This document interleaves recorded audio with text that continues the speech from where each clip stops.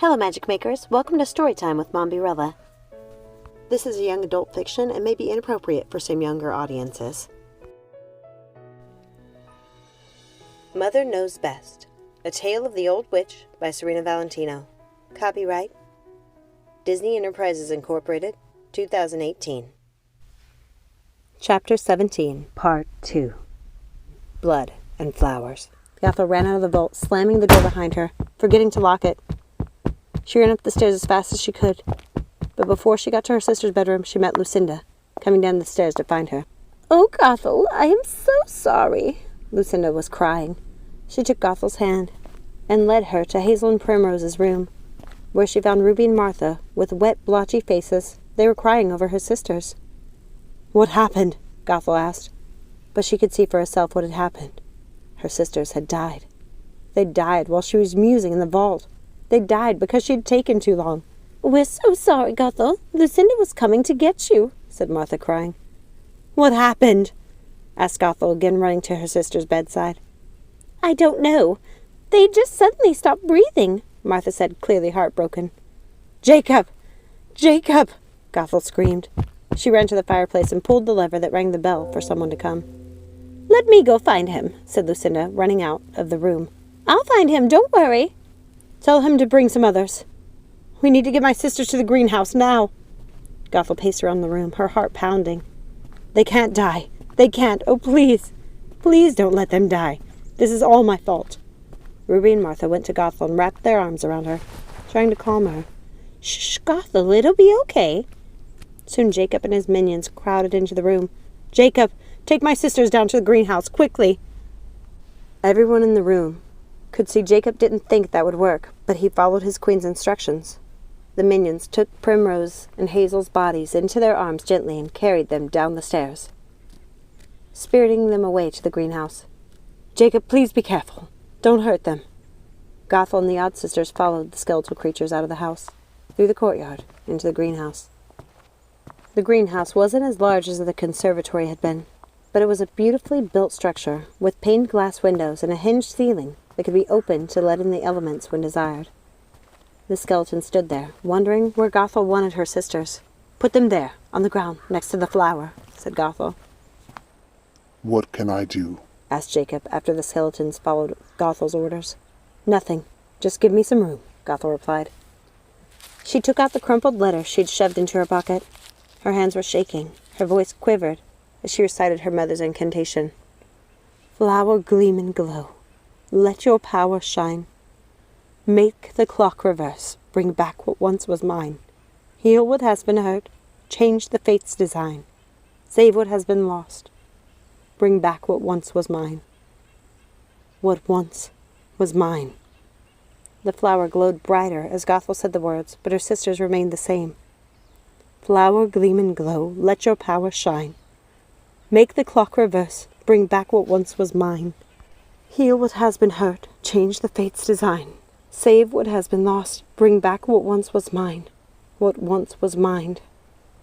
Nothing happened. Gothel panicked. She didn't know what to do. "Mother said this would work. She said it would heal them." "I don't think one flower alone is enough, Gothel," said Jacob, looking utterly helpless, his heart breaking for his queen. "Let us say it with you, Gothel. Maybe our magic can help," said Lucinda. "Oh, yes, please," Gothel said, and the odd sisters said the incantation again, their voices in a fevered pitch and desperate. "Flower gleam and glow. Let your power shine. Make the clock reverse. Bring back what once was mine. Heal what has been hurt. Change the fate's design. Save what has been lost. Bring back what once was mine. What once was mine." Nothing.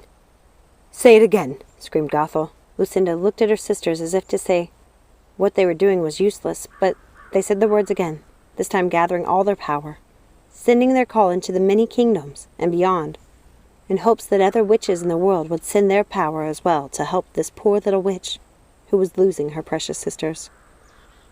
"Flower gleam and glow, let your power shine. Make the clock reverse, bring back what once was mine.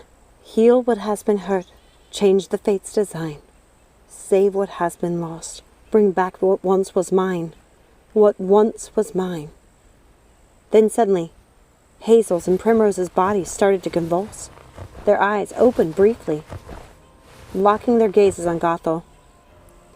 "Please, let us die," said Primrose before her eyes rolled back in her head and her body violently shook. "Say it again," Gothel screamed. "We have to save them." They said the words again as Gothel's sisters' bodies thrashed on the greenhouse floor. It was a grotesque image. Their poor, frail bodies thrashing about as if some invisible force were beating them senseless. A putrid black oil poured from their mouths, and they continued to convulse, causing Ruby and Martha to scream in horror. "Sisters, stop the theatrics and say the words!" screamed Lucinda. She tried to give Gothel an encouraging look, but Gothel could see she was just as frightened as Gothel was. "Come on, say it again, this time using all our power," screamed Lucinda. "Flower, gleam, and glow, let your power shine. Make the clock reverse, bring back what once was mine. Heal what has been hurt, change the fate's design. Save what has been lost, bring back what once was mine. What once was mine." Hazel and Primrose sputtered something unintelligible, spitting the black oil-like substance all over Gothel and the odd sisters. Their bodies seized one final time, and then stopped so suddenly it startled the witches. "Did it work? Did it work?" Ruby asked. Gothel was slapping her sisters on the cheeks, trying to rouse them. "Hazel! Prim, wake up! Hazel!" Gothel was beside herself. She couldn't stop crying. She was slapping her sisters harder and harder, trying to wake them until finally Ruby and Martha had to pull her off of them. Lucinda put her face in front of Gothel's so she would have something else to focus on. "Gothel, look at me! Listen, they're gone. There's nothing we can do. We tried our best." "No, I won't give up!" Gothel scrambled back to her sisters, clawing at the ground, trying to get to their bodies as the odd sisters held her tight in their embrace. She made a terrible, guttural scream that broke all the windows in the greenhouse, showering glass on all of them. Gothel was cutting herself on the glass as she struggled on the ground to get to her sisters. Lucinda put her hands over Gothel's eyes and said the word "sleep," putting Gothel into a deep, dreamless sleep, ending her pain. Lucinda couldn't stand to see Gothel in such torment. She couldn't imagine what Gothel must be feeling. Losing her sisters was Lucinda's greatest fear. Her heart broke for Gothel and for Primrose and Hazel. "At least Primrose and Hazel have each other in death," she thought. Gothel was now alone. Thank you so much for listening. Please remember, like, subscribe, ring that notification bell, share with a friend, comment down below. And remember, let it go and keep moving forward.